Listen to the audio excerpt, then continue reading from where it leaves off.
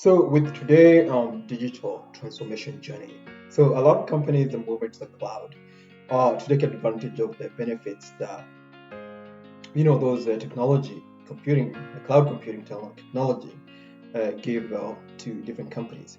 So today we're going to be looking into a cloud migration method. In different projects or assignments. A lot of things happens when it comes to cloud migration processes. You know, and if you're not paying much attention, you can get lost as a product manager or project manager. What is going on, especially when you involve all these cross-function team, database team, application team, infrastructure team, security team, and also the leadership. Different stakeholders, they have different stake in a cloud migration processes. If you're not paying attention, you can get lost and be able to know and get a little bit overwhelmed by what is really going on. So today we're gonna look into what are those compelling reasons that would make companies move to cloud. Sometimes it's a very expensive assignment, and sometimes frustrating. If you haven't done your homework. From past experience, I've seen companies moving back from cloud to on-premise. So we look into some of the is scalability. The cloud platform allow organizations to easily scale resources up and down based on demand, ensuring optimal performance and cost efficiency. So this scalability enables business to handle fluctuation workload, accommodate growth, and respond to quickly changing markets conditions without needing to significantly upfront investment in hardware and infrastructure. So during business peak hours, you can spin up some of the EC2 system to ensure that your application respond to some of those business need. So the next is a cost saving. Here, a company, you eliminate the needs of organization to invest in and maintain on-premise hardware. You don't have to buy the backbone infrastructure when it comes to on-premise. So what you do is you sign up, and you can create an account AWS, and then you can use AWS ecosystem when it comes to cloud, so that the company doesn't have to spend their own money in buying those physical hardware. The next one is we look into flexibility and agility. So cloud computing provides organization with unparalleled flexibility and agility. So cloud platform offers a wide range of services and deployment model, so allowing business to choose the resources and configuration that best suits their needs. So this flexibility enable organization to experiment, innovate, and deploy new application and services quickly, accelerating time to market and gain a competitive edge in rapid evolving business industry. So you can see, like, for example, if you have to spin up some of those services in a cloud, it's just a click of a button, other than just creating a whole new um, up no new servers, spin up new servers. It can take some time, but you have that flexibility, and business is agile enough to be able to meet some of those services or those technology that come to the benefit of going to cloud. So the next one is business continuity. So a cloud computing offers a robust business continuity and disaster recovery capabilities. So some of the cloud providers like AWS and Azure operate in multiple data centers across a geographical dispersed location. So ensuring redundancy and fault tolerance. So this redundancy minimizes the risk in data loss, downtime due to hardware failures, so natural disaster or other disruption. So additionally, cloud platform offer automatic backup, replication, and failovers mechanism, enabling organizations to recover quickly from disaster and maintain an interrupted business.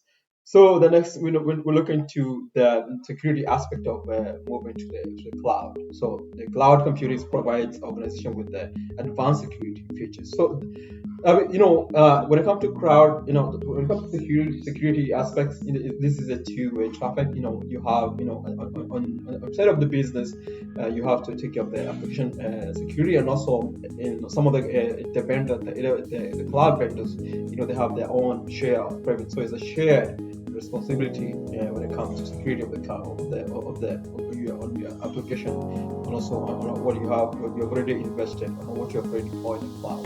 So cloud provider invest heavily in security measures such as encryption, so identity and access management, network firewall, threat of detection to safeguard customers' data and infrastructure. So cloud platform undergo maybe rigorous compliance certification and audits, ensuring it adheres to industry standards and regulations requirements to leverage cloud security capabilities. Organizations can enhance their overall security posture and mitigate cybersecurity risk. Oh, so the next one is global and rich accessibility. So cloud computing enables organizations to reach global audiences and expand their operation seamless.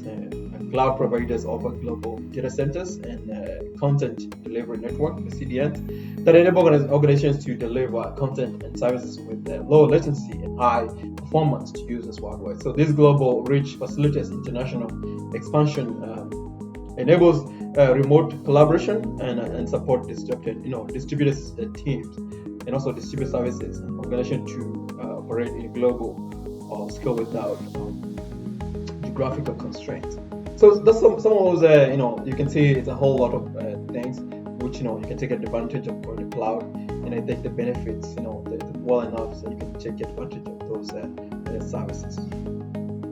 So we'll go into like we just discussed. You can get lost on really what's going on if you're very new to the cloud migration efforts. We'll look into some of the aspect that some of the method that we use to move to cloud. Some of the what are the method that we use to move to cloud. Like for example, when they start development and people start moving and things start flying up and down, everywhere you might get lost as a consultant. So if you're not very new to cloud, just you go through. We're gonna go through some of the process that we use to make sure that we move to cloud seamlessly. So to start with, there are a couple of them that we have rehosting. But this is just lifting and shift. That we have another one called replatforming of the infrastructure or maybe data or application. So we do have refactoring, and we will look into repurchasing.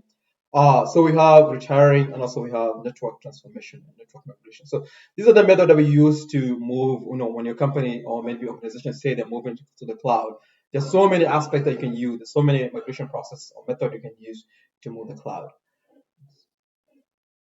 So let's start with the rehosting. So rehosting is just shifting and lifting. There's not much going over there. So the company will just take the lift existing on-premise application and workloads and shift them to the cloud within manual modification. So underneath the hood, in the cloud, the code, the infrastructure, the data, there's no much changes. The underlying architecture configuration, it remains unchanged, just the same. And the code base, and then like nobody's changes, touches the code.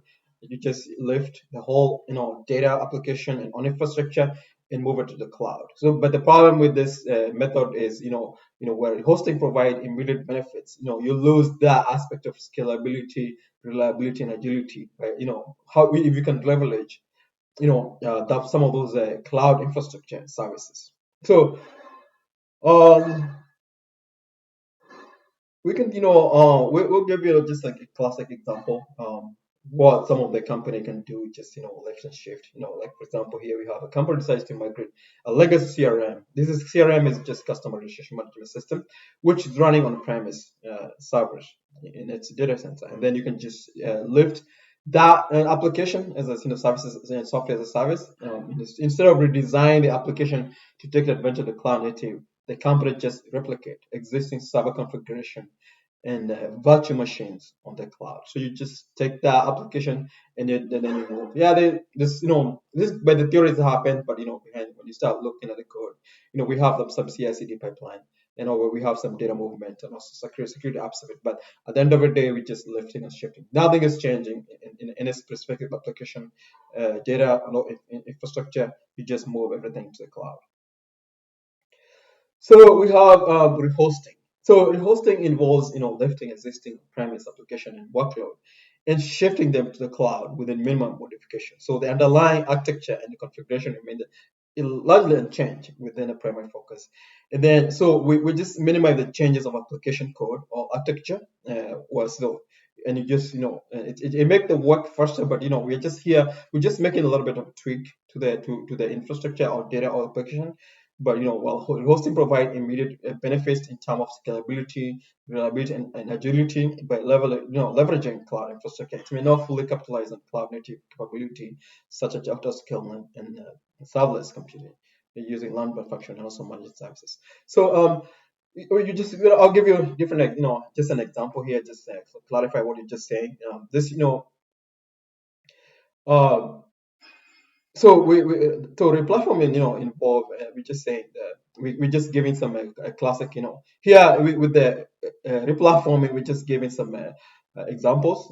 We have a migration of web application. So before platforming, the e-commerce company operates on web application running on the traditional on-premise servers. Applications using the monolithic architecture with a relational database. So what we do is when we trying to replatform process, so the e-commerce company decide to mitigate, migrate the web application to the cloud, such as AWS, or maybe Azure. These are cloud providing vending company.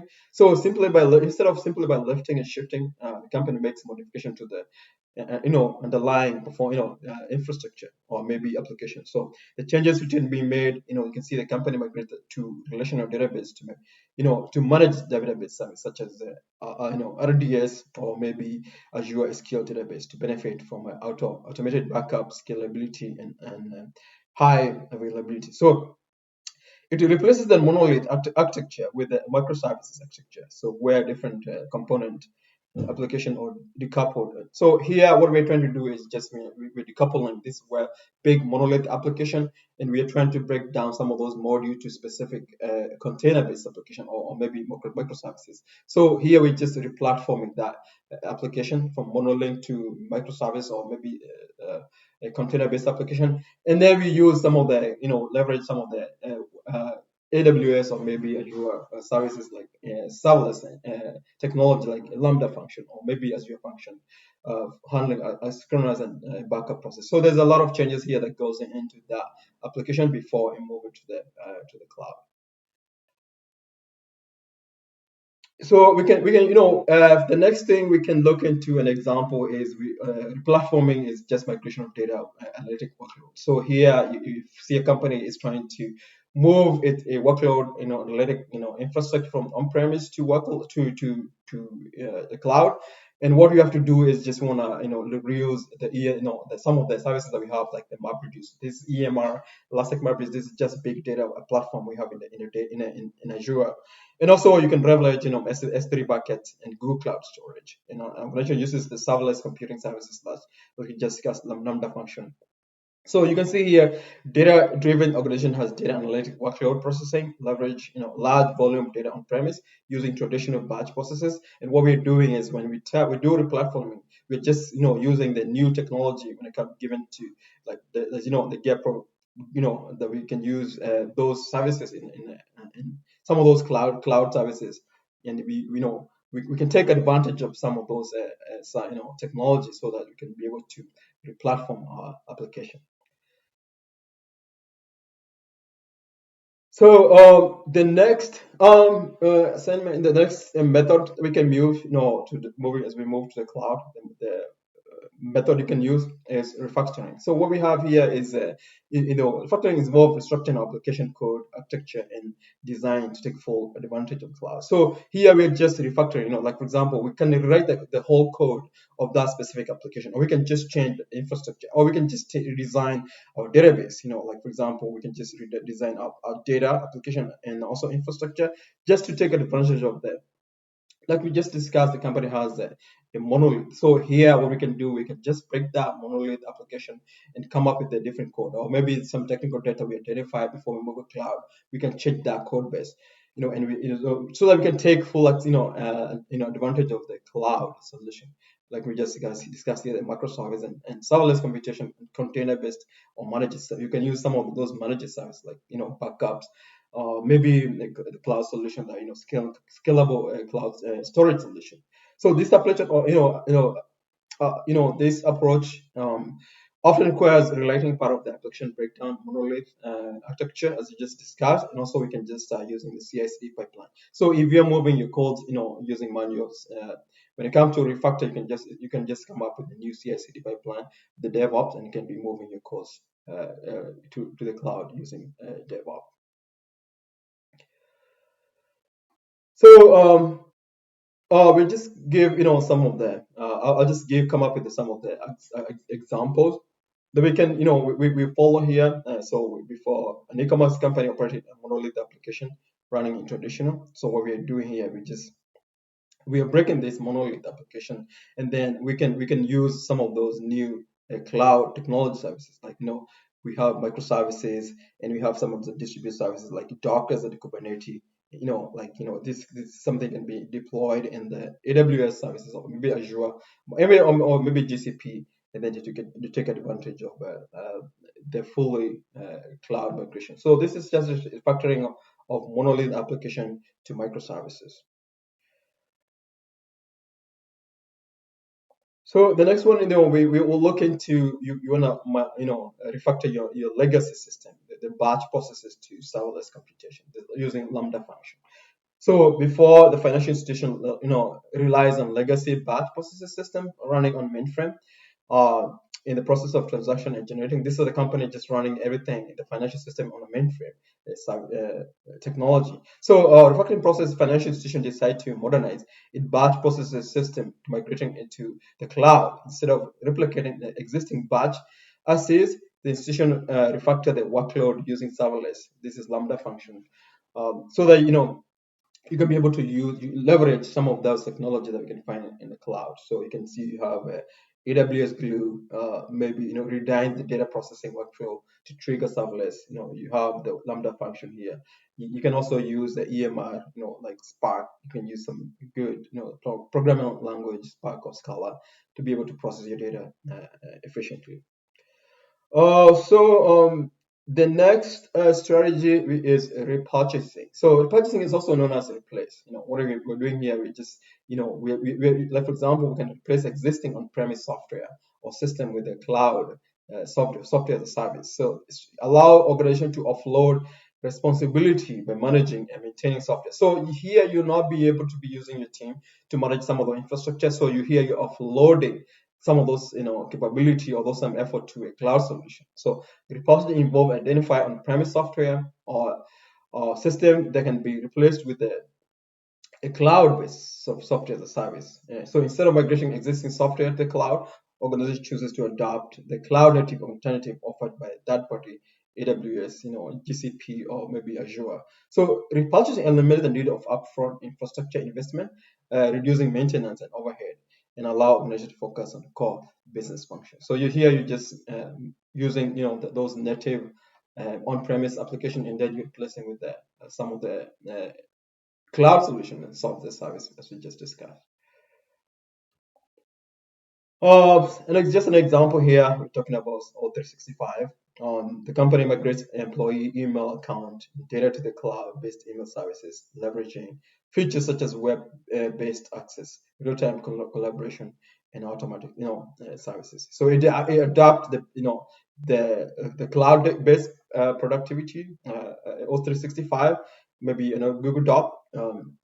So this is just an email and productivity suite. So you just replace what you have on the premise to a cloud-based solution. So another example is a customer relationship management. You can just repurchase. So as a sales organization, uses on-premise CRM software to manage customer interaction, sales pipeline, and marketing campaign. So here we do is the sales organization decide to modernize a CRM by migrating to the cloud-based CRM. such as Salesforce or HubSpot. So changes implemented here we just discussed is organization migrate customer data, sales lead, and marketing campaign to the cloud-based CRM like Salesforce, and then and also integrate with the CRM on the cloud. So we have another cloud migration strategy. This is called retiring. So it's just pretty simple. It involves just decommissioning of shutting down of legacy system, application system, or infrastructure component, which is no longer needed. And then what we do is a company migrate the customer CRM system to the cloud-based solution, software as a service. So you just decommission what you have on premise, and then you just you go on in a cloud. You can use CRM Salesforce as a new customer relationship management. So this you just have to decommission what you have on premise and then you jump on the cloud. So the next one we can is the network migration. So apart from it just moving data application infrastructure, we can also move network to the cloud. So network migration to the cloud involves moving network infrastructure services and operation from on-premise to environment to the cloud. And what are some of these processes we can use? We can use some of those good technology as infrastructure as a code using Terraform. So what we do here is an organization adopt infrastructure as a code by using a tool like Terraform, AWS CloudFormation, or Azure Resource Manager to define network infrastructure as a code. So what you're doing is, your company will not be, someone will not be going there to configure their own network. So what are you doing? You just use pre-configured code, and then you deploy this some of those network configuration to the environment, such as VPC, subnet security. So this is like we can say is a version controlled. The benefit we get here is version controlled and also enable consistency and repeatable deployment. So here nobody's going there to configure subnet or maybe VPC or maybe some of the security group. So you're right, it's a declarative configuration management tool that we use Terraform here, and then you send that code to create your own we call it a landing zone or landing area for when you're creating those AWS or maybe a cloud solution when it comes to networking. So another process we can use is software-defined network. So involving this is just an abstraction of network control management. So what we do is we can write some modules, and then an organization implement SDN principle by deploying software-defined controllers. These are just modules to manage network traffic and security policies. So SDN enabled dynamic provision of the policy and enforcing and traffic optimization across distribution network and infrastructure.